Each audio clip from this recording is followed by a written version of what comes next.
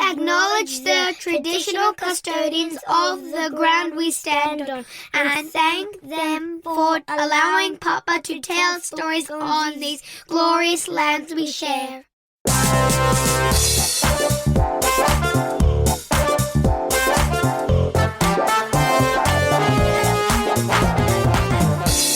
My guest on this episode of Three Food Memories is a wok full of wickedness, sass and pure joy. One of Australia's most respected chefs, food writers and teachers, he's owned and cooked at the Shahari in Melbourne, Tatler's Cafe in Sydney, presented the Food Lover's Guide to Australia and guested on Anthony Bourdain's No Reservations, where he told Mr Bourdain that he was scared of him because his frequent dropping of the F word. A Renaissance history and Chinese language graduate, he's fluent in several languages, learning French so he could read French cookbooks.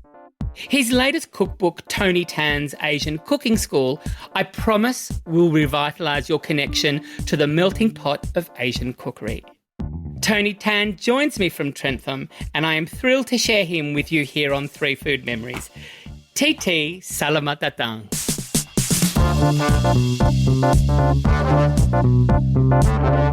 Thank you so much for having me. I'm really very thrilled to be part of your show. I have a little admission.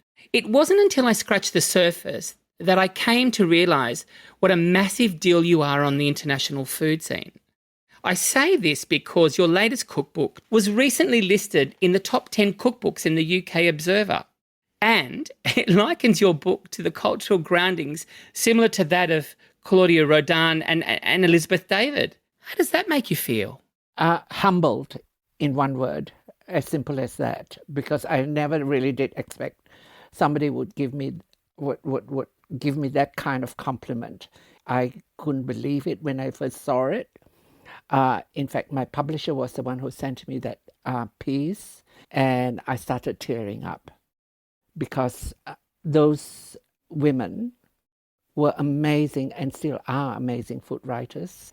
So to label me or to put me on the same pedestal as those two, I was at a loss for words. You didn't see it coming, but the people around you did. So they weren't surprised when they saw this, were they? In all honesty, you can't see yourself. All you really want to do is to do your best. This is something that was being taught to me by my family. You've only got this one life, and you really have got to make sure you contribute really well in this one life. So, writing that book was just like I virtually sort of put my heart and soul into it. But I never did see that it was going to be so staggeringly scary and surprised. Now, traditional Malaysian poetry is didactic. It uses prose to record history, lore, and to entertain. This book records all these things through your lens of food. Do you see Tony Tan's Asian cooking class as a collection of odes and sonnets of your life? Well, one of the reasons why I wrote that book is because I really want to dedicate this book in a very simple way to my mother. She was an amazing woman. She was illiterate. She married my father when she was really very young. And if my memory serves me well, I think she was only 13 when she married my father. And how old was your father? My father was 16, 2 or 3 years older than her. So they were both pretty young. They were both very young. And it was an arranged marriage. So it was like, a Hainanese woman who came from the island of Hainan, came to Malaya at that time because that's what it was called. And she virtually sort of had to break out of her really very enclosed life and learn how to speak other dialects, learn how to speak Bahasa, all those things. And I felt that her contribution in a very, very small way have virtually sort of guided me through life. And that's one of the reasons why I just felt that I had to dedicate this book to her. The other thing that I also felt really very important is she gave me life. And because of that, I am eternally grateful for her giving that life to me and teaching me the very simple principles of life, as much as my father did, obviously, but she was the one who virtually sort of taught me how to cook. And my father was a restaurant critic, put it that way. So you have the best of both worlds. Yes, very much so. Tony, let's move into your first food memory. Now, you've rolled two dishes into this memory. The first memory is indeed a piece of poetry to your family. One of them is my mother's roast chicken, and it is actually in my book. And it was one of those things that is etched in our family's memory forever. And I have to say this, when this book was launched, a restaurant in Sydney called Paskey's, they used my mother's recipe, and one of our most illustrious writers in the country, her name is Indira Naidu, and she said that this roast chicken was a revelation. Because at that time, when the Hainanese people came to Malaya, they virtually were the last lot of Chinese migrants to arrive, and they didn't really have that many opportunities to look for other forms of work. So they were given very menial positions like working for the British, working as housekeepers, working as servants, etc., etc. My father virtually sort of rose up the ranks, and he ended up being the manager of a government guest house, which I've actually mentioned that in the book as well. And my mother was a cook, and so she was taught how to cook British food or English food. She couldn't read, so what were her references? So she virtually had an English woman, which all I know was that her name was Bo Ang. That's all I know, because I wasn't born at that time. And so she was Bo Ang, who taught how to make trifles, who taught how to make puddings, who taught how to make cakes and roasts and so on and so on. And so her roast chicken was one of the legacies from that period. But what she did was, I guess that, being Chinese, you've got to sort of have a little bit of a Chinese taste to it. So what she did was she actually added butter, she added mustard, she added Worcestershire sauce, but she also added soy sauce to it, which gave it that really very unusual flavor. And it went upstairs along with the roast potatoes and so on like this. And everybody thought, well, at least the Brits thought that it was delicious. And that's how it stayed. And maybe because that she was being subversive, I have no idea. But it has actually stayed with the family forever. And that I hope in time it will become a legacy for this book, because it is published in there in memory of my mother. Do you think would have been a bit risky for her to add the soy sauce in, or do you think she just took a chance, or do you think how did she get to do it? God only knows. I mean, I find that it's quite fascinating. But then again, it was over the years. This is when I realized that there was a Hainanese Chinese tradition whereby they started adding a little elements of Chinese or Asian ingredients into the European British food, because obviously, meat and three veg would be rather boring as far as she's concerned. So that's why she had to add little bits and pieces. And, and I suppose that, the British officers and their wives and whoever else, civil servants who were there at that time before independence, must have loved what she did, because, I mean, she became the head cook in the government guest house. Within what period of time? In the 40s and 50s, presumably I think it'll be late 40s and early 50s. Yeah.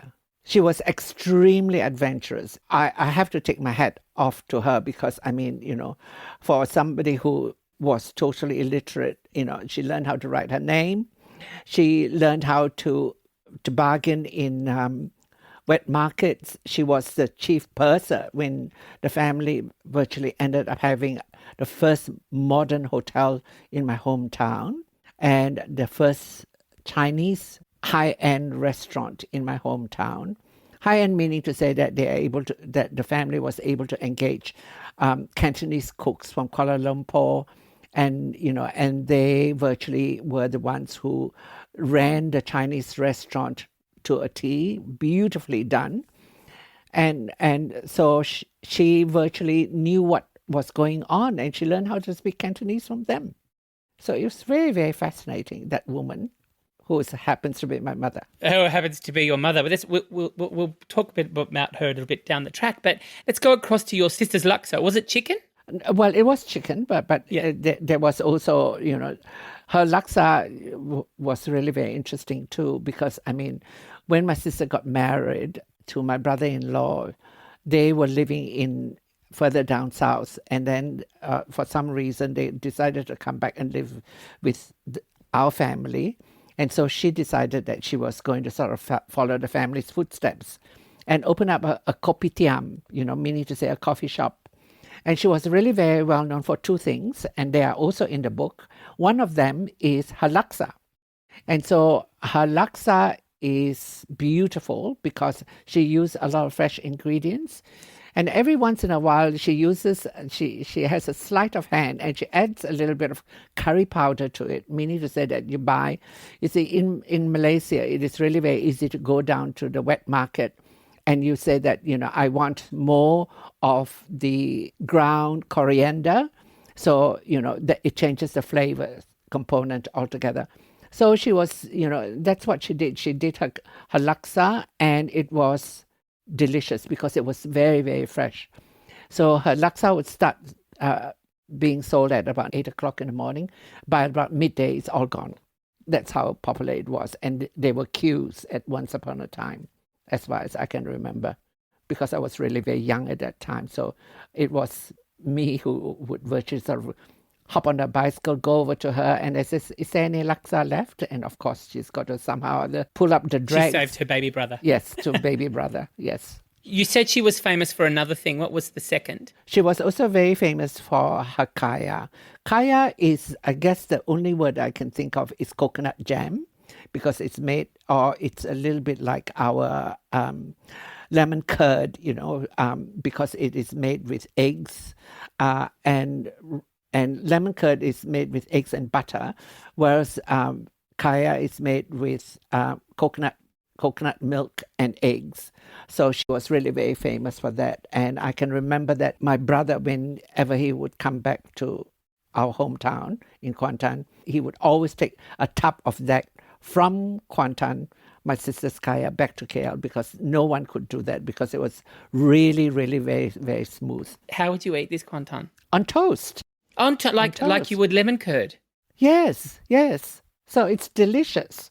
And you can eat it on many, many other things as well, but usually it's on toast. And it is sinfully rich, but sinfully delicious. Do you use it in any way in desserts? I have actually cheated by putting a little bit, oh dear, here comes a confession.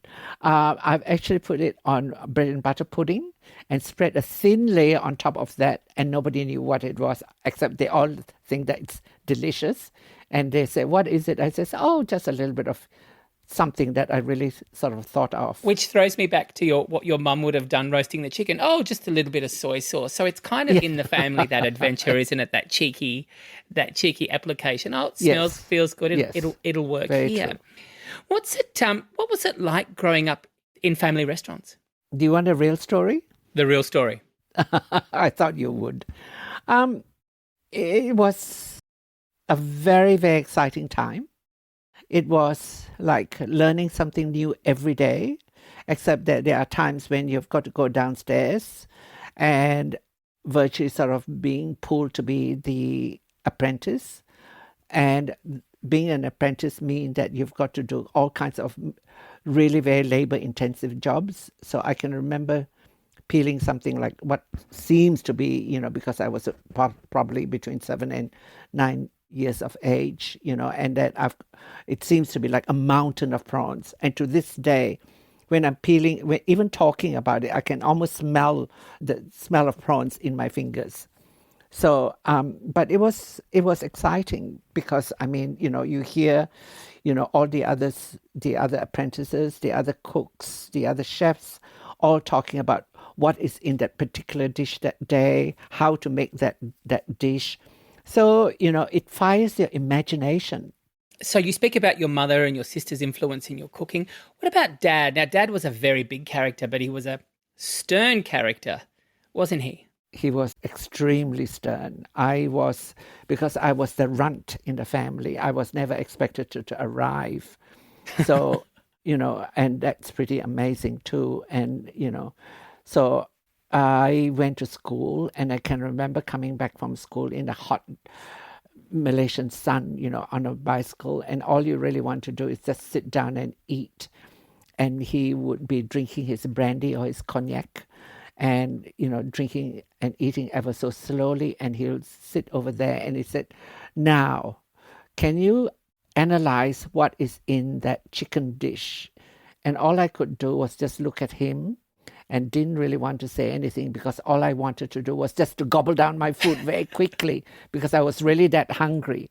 And then he would turn around and just say, "Well, can you tell the difference between what is closest to the bone of the chicken and what is the flavor that's further away from the bone of the chicken?" And I was just thinking, it's chicken, so what do you really want to know, But he made me think. So that's the reason why, I can tell the difference between, cloves, what is a musty clove, what's fresh cloves, what vegetable is crunchy, what vegetable is not crunchy, and that why is it overcooked and undercooked, and so on and so on. I can remember so many things that my dad taught me. So, it was a very grounding experience. So Mum taught you from the heart and Dad taught you from the head? Yes. Well, I don't really quite know about that, but it was presumably that's the way it is. What is the strongest influence when you look at, your very big career? What's the strongest influence that your father has had on you? To be very disciplined, to be very patient, to respect life. That was one of the things that he always said. And he was very much of a disciplinarian. So he really felt that, I have, like I said earlier on, if I were to do something, I really have got to do my best. Like, for instance, the cooking school here. I will do my very, very best to offer the public or anybody who's interested about food and cooking the really very best of me, meaning to say that I really, really want to create a school of Asian excellence. And you're doing it, and you're doing it really well. And people they keep flocking back. You close one down and then you open another. And there's probably going to be a third. Now, you've spent almost 40 years cultivating a wonderful relationship with your now husband, Terry. What from your family experience do you bring to this marriage? Loyalty, love, and unconditional love. Even though it is sometimes really very hard, because we are all different people, but you must remember loyalty and to be able to negotiate. How does that go for you, Tony, the negotiation? To be honest, that's a very naughty question, to be honest.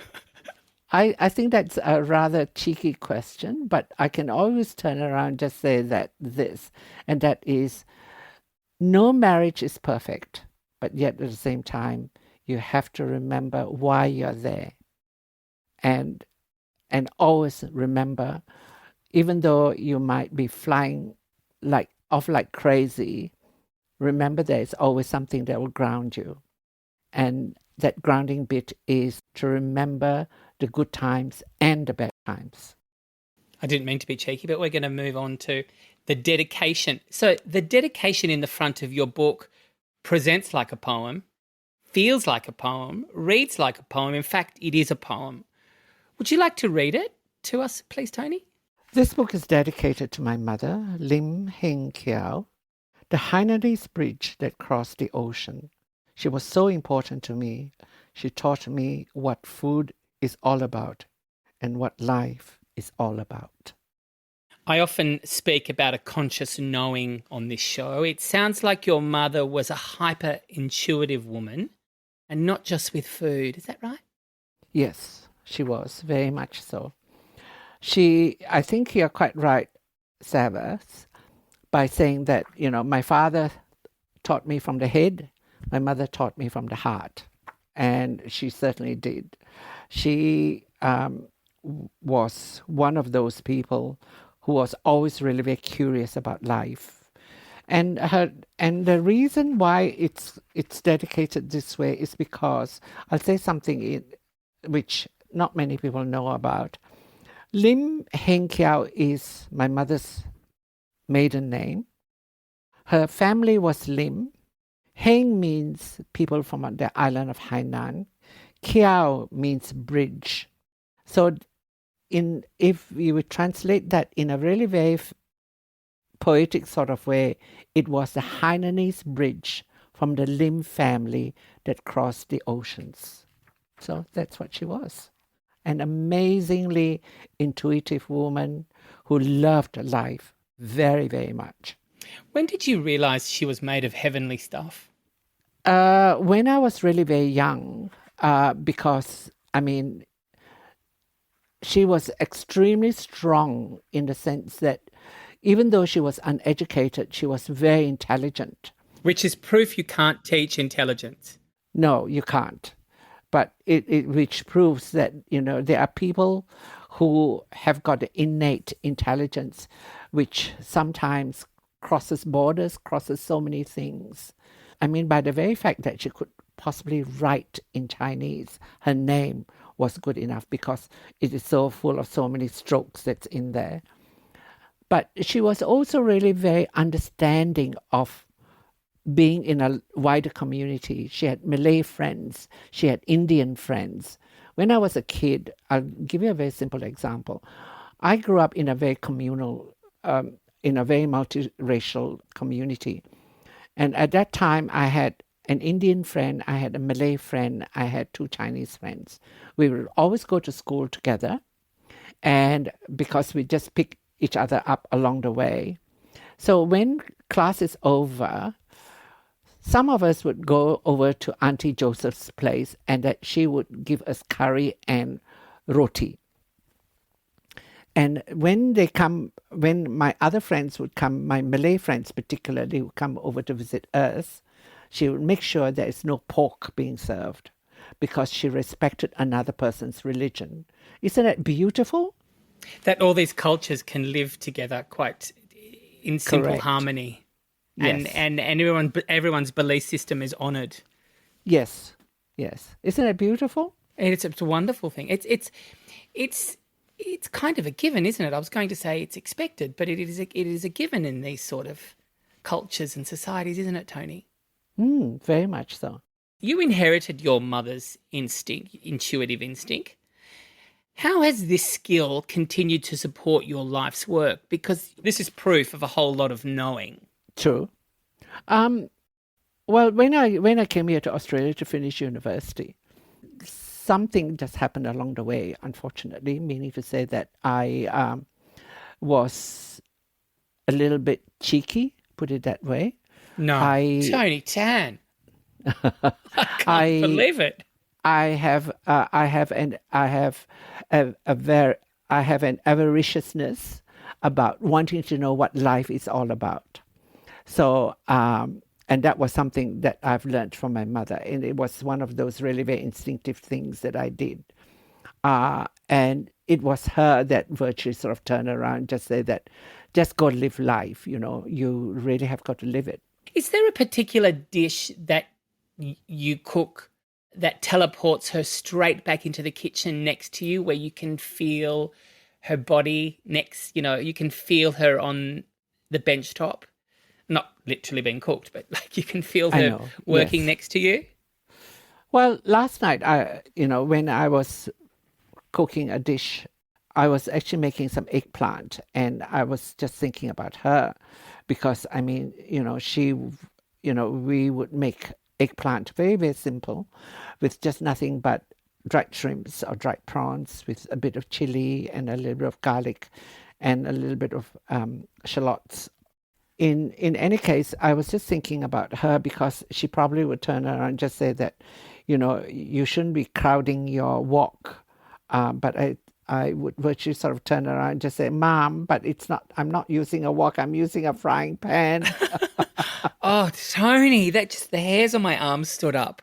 Why? She was right next to you. Oh, but just because that little story, because she was right there next to you, telling you, Yes. still guiding you, and still getting you through life.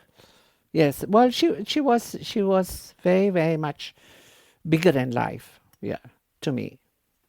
Your second food memory, it's about your culinary studies in UK and France. This is your age of Aquarius, a time of hope, innovation, and change. There's a lot in this memory. Do you want to kick it off? I wouldn't know where to start. So I came here to finish university, but because I got so really very caught by the whole changes that was happening in Australia at that time, What year are we talking now? 76. 76 you Yeah. came, you arrived. Yeah. So it was the tail end of the hippie era, the age of Aquarius, like the way you said it. I can still remember walking down Lygon Street, which is, in Carlton, and that's where all the Italians used to live. Had you been exposed to Italian culture before? No, of course not. I mean, it was such an eye-opening moment in my life. I can remember walking down the street and smelling all that coffee, smelling all that pizza, and that joie de vivre that Italians are really very used to, and smelling, there is dope in the air and there is weed in the air, all that kind of stuff, which I never expected to see, because in Malaysia, if you are even caught even having a whiff of weed or whatever, you get thrown into jail. And I was just thinking, this is just crazy. You can smell it everywhere, But I love it. I love being here. I love it because it was such a liberating moment, because you're not being shackled down by convention, and I can remember going to work as a dishwasher at Shakahari. Then the owners realized that I could cook, and so it was one of those. I can even tell you exactly what it was. I made something called coconut cream pie. Very, very simple. I mean, it's just nothing but pastry, coconut milk, adding a little bit of corn flour to it. That's it. And that was my foray into the professional world of cooking here in Australia. And then afterwards, then it was zucchini pies and all that sort of stuff. And we ended up, my friends who are now the owners of Shakahari, we ended up buying the restaurant from our boss. And he was actually a third owner, because Shakahari at that time was run by devotees.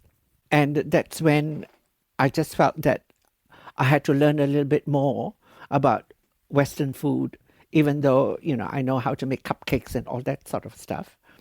And so we ended up, that's when Terry and I went to Lee's School of Food and Wine first, then afterwards then to La Varenne. And it was one of those really very enlightening moments in my life too, because, suddenly you realize that you've got to make, a proper souffle. You've got to learn how to make, French crepes, and you learn how to make terrines and all that sort of thing. And at that time, there was also that nouvelle cuisine period, which was rather interesting. So it was like, meeting the almighty Paul Bocuse, and that was quite something. And then I came back here to Australia. Did you miss or crave the Asian ingredients from your childhood from home? Yes and no, because I mean, me being the ever curious person, it was really, very easy, for me to sort of knock up something very, very quickly. Like for instance, if like, I love eating vegetables. I love eating crisp, clean vegetables. So, short of eating salads, you can only eat that many salads, for some time, but you also like to have something that is cooked. So, it was because we were living in well, I guess that during that time it was, friends' apartments and so on. And so, it was really very easy for me just to quickly fry up something. Besides, there was also in Paris, back in the 80s, there was a very large Vietnamese population. So we would go to the outskirts of Paris and eat Vietnamese food. What was your experience of Australia when you arrived? Now, I ask this because we're kind of coming to the end of the White Australian policy. And as a child, I always remember, I experienced the remnants of that on the school bus. Yeah, on the school bus. What It was very happened? difficult. Well, just the racism and we moved from the city to a rural area, and I was probably the only non-white Australian on the bus. So it was a free-for-all. And this would have been a good 10, 15 years after the end of the White Australia policy. But you arrived here kind of just after the dismantling of this policy, didn't you? I think the White Australia policy was dismantled in 1972. Am I right? Just a little bit after. Yeah. Oh, just a little bit after. Yeah. I think that was when Whitlam was in government, wasn't 70, he? yeah, Yeah, 73. something like that. Well, obviously, I did experience some form of racism, but it didn't really quite bother me. Maybe because, I was living in a rather safe environment. I was also, by then already I've moved from the burbs into the inner city. And so meaning to say that if you're in the inner city, there isn't really that kind of conscious racism that existed at that time. And besides, I was also working in a restaurant whereby, it's a vegetarian restaurant. People are a little bit more enlightened. People are a little bit more countercultured. People were a little bit more hippie-ish. People were a little bit more liberated. But racism will always be around. Why do you say that, Tony? Because there were two traumatic experiences I've had. One was during the Pauline Hanson era, and I say it because it was really quite frightening. In Melbourne, there's a road which is called Toorak Road. I was crossing the road, and there was a ute that drove up very, very quickly and almost collected me. And he shouted out some rather unpleasant expletives, put it that way. So that was, it was quite frightening, all because I looked different. And then there was another experience that I had was when I was in America, and that was in California. I was waiting for the bus to rock up, and somebody just walked up to me and he shouted abuse at me, and I ignored him, and he said, "Go back to China." And I said, "I'm not from China, I'm from Malaysia, and I'm also from Australia." And he turned around and said, there are no Chinese people, not in those words, but if you can get my drift, in Australia. And that was also not a very pleasant experience because I was there on my own, and he was very abusive. And that was only a few years ago. So racism exists. And you and I are here to change that. And we change that with our food because really food Yes. does break barriers, doesn't it? It really is. There's a generosity in sharing food, in the exchanging of food that actually says you are welcome no matter who you are. You are welcome Yes. here, and I welcome Yes. you with my spirit, with this Yes. with my hands. Yes. I don't really quite know if you look at religion as something that's fundamental to the way that we are made up. But I was brought up as a Roman Catholic, but I was also brought up as a Chinese person. How do the two come together? I went to a Roman Catholic Catholicism school. and you went to a Catholic school in Malaysia. Yeah. Right.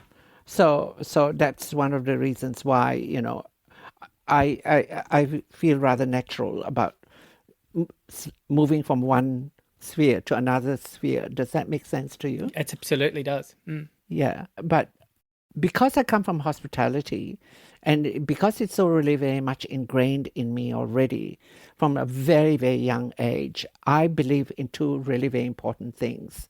And that is, at my cooking school, I always say that you are welcomed, you have to be hospitable, and you have to be very generous. So these two principles, those two pillars, generosity and hospitality, are really very much ingrained in me. And I presume it's with you as well. Absolutely. Yeah. Tell me, how's your faith these days? You've seen a lot, you've experienced a lot. Let's do a little check-in of where your faith is. My faith is very private. My faith is always belief in mankind. That's what I believe in, very, very much so. Because, like I said earlier from the very beginning, life is short. And life must be lived positively. And life must be given its all. You have to give your best. And you have got to take it on one side, but let it go on the other side if somebody is a bit unkind to you. Do you feel privileged to have a belief system, Tony? Very much so. Only in the sense that the beliefs that we all have is really very much based on our teaching.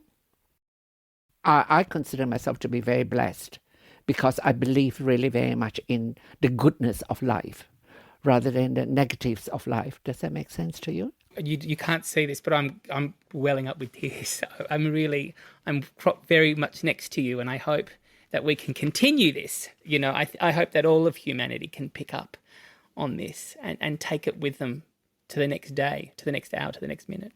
We have to. Oh, Tony, I could stop a second because I'm getting a bit emotional. Let's move on to your third food memory. Okay, can you just give me 1 second or 2 seconds? Because of what you said, I am trying to control my emotions. Yeah. It's just like we didn't mention this, but a few weeks ago, not many people know about this, but Kinokuniya, which is one of the biggest bookstores in Sydney, which is a Japanese bookstore, and it sells some pretty incredible books. It picked me as the best cookbook of the year. So when that was announced, I was at a loss for words, and I had to keep talking about the book and me, like the way that I'm with you. And all I was at a loss for words. So that's sharing this with you. So, third memory. Your third food memory. Now, this is Potatoes, Trentham, the home of Tony Tan Cooking School. When I decided to open my own cooking school in Melbourne, it was also at a time when I was trying to sort of work out, which we all do, trying to work out the meaning of life. And I felt that it was really very important for me to connect with the country that has given me so much. Australia has given me love. Australia has given me challenges. Australia has given me generosity. And I just felt that being involved in the food world, I really have got to really get to the source. So I decided to move to country Victoria. It's a very, very beautiful part of the country. Trentham is a very small town, though it is interesting in the sense that there are people who are the salt of the earth. There are also people who are highly educated. It is that wonderful mix that really makes this town beautiful. My immediate neighbors, their family have been here since the 1800s, and they came here as potato farmers. And this whole area, because of its beautiful, rich soil, is very, very well known for potato growing. So every year there is a festival, which is called the Spud Fest. And from a small town of between 700 to 1,000 people, it swells to about 6,000 people just during that weekend. And it was a very, very fascinating experience for me because I haven't really experienced what country living is all about. But I also really wanted to sort of grow my own things. So in other words, I'm doing that kind of nose to tail sort of experience, or that sea change experience. Maybe because that I'm just growing a little bit older or whatever it is, but it's that constant curiosity about what life is. So there you are. I'm here in Trentham, growing as much as I can. So I'm trying to start a food forest in this tiny block of land that I have here. So I have quinces, I have gooseberries, I have rosemary, I have yuzu, I have you name it. I tried growing it. And you can see all this by just looking out your window. Where, if for everyone Yes. listening, Tony's looking out his office window and he can see all the bits and pieces. So it must be like a landscape. Could you paint it? If you could paint? If I can paint it, it's actually quite special. There is something which is called damask rose, or that sometimes is also called the rose of Damascus. So I've got that growing in my garden. I've got spring onions that I can see. I've got, it's lush and it's rich, and there are colors that are slightly pink. There's sort of near sort of orangey red because of the roses that I have. I have wisteria that's growing out there, and I also have cherry trees, and over the hedge I've got berries. So it's bee paradise. Well, it is very much bee paradise. Yes, very much so. And I also even have ladybirds visiting. And every once in a while they sort of fly into the house, and I've got to sort of pick them up very gingerly and sort of nudge them out onto a plant out there. You're not about accolades and recognitions. You're about the transfer of knowledge. It's been your whole life's work. Now, we're in a moment in time, in history, where we're seeing a major transfer of generational wealth. As the baby boomers are moving on and pushing the daisies up, we are being left behind with all this money, and it's a bit of a problem. There's a study on it. A lot of energy is going to that, but not a lot of energy is going into the transfer of knowledge. Why do you think it is important, more so than ever, to keep the brave new world informed of what came before it? Very philosophical. I think you're up for it. That's very cheeky. Knowledge is something that's accumulated by all of us. Knowledge is something that, for some of us who are really very lucky, like you and me, who have that kind of curiosity about what life is all about, it is really very important for us to share it. Somebody that I almost idolize very much, and her name is Stephanie Alexander. And I've known her for a very, very long time. And she is a giant amongst so many of us in the food world. She frightens me, to be honest. But I love her for her integrity. I love her for her honesty. And I love her for her commitment to Australia. And she is determined to share good food knowledge to the rest of the world. And that, I think, is a very, very strong message that we should all embrace. So purely in terms about, being generous, I think we should all contribute to her foundation. Which is what you have chosen as your social cause, Stephanie Alexander's Kitchen Garden, and this is the reason why you've chose it. How can this foundation is actually one of my personal favourites because we have it at my son's school, and wonderful. And to engage in the program it is just such a fantastic experience. But what the kids learn from that and bring home, it does open up the parents, doesn't it, Tony, to forgotten knowledge. I totally agree. Very much so. Now, it takes a huge effort to whip Stephanie Alexander into excitement. Trust me, I know, because I've interviewed her in it. She didn't make it easy for me. However, she does call you a master of Asian cookery and is constantly amazed and delighted by your food. Well, it's in the book. What of Stephanie's influence do you bring to your work? A lot. Honesty, that's something that she talks about. Compassion, that she also talks about. And now it's my turn to well up. But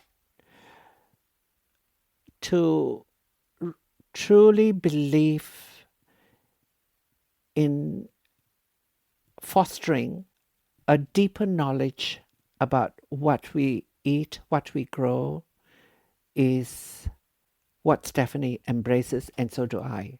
What's something that you cook for Stephanie that she wants seconds of? Oh dear, I can't remember. I've got to ring and ask her now. Now, we have an MFK Fisher Serve It Forth tradition here at TFM, where our previous guest presents you with a dish. Ava Nicodemu, one of Australia's longest-serving soap star actresses, presents you with sujuko, a tubular-shaped Cypriot sweet of almond or walnuts threaded through a string, then dipped into thick grape juice and hung to dry. It's beautiful with coffee, with nuts. It's a lovely sweet. Our next guest is Italian supermodel Fabio Mancini. What would you like to serve Fabio? And just a little bit of intel, Fabio has Indian heritage. Because he has a little bit of Indian heritage in him, I would serve him scallops if he is a seafood lover, with creamed corn from my book, with curry leaves and a tiny bit of chili. And it truly is delicious. Tony Tan, congratulations on your latest mastery. Everyone needs to buy this book simply to reconnect with the culture. Thank you for sharing your realised dreams and life's adventures here with me on TFM. Terima kasih, TT. Jumpa lagi.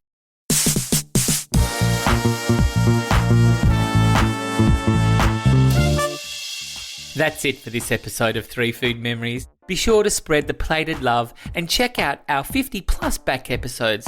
They're still as delicious as they were when they came out of the wok. For all things TFM, head to the socials at 3 Food Memories and at Savasavas.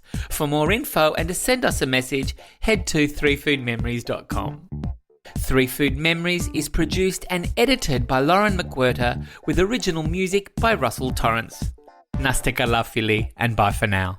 Thank you for listening to Papa's podcast. Don't forget to like and subscribe and tell your friends. Bye. Bye.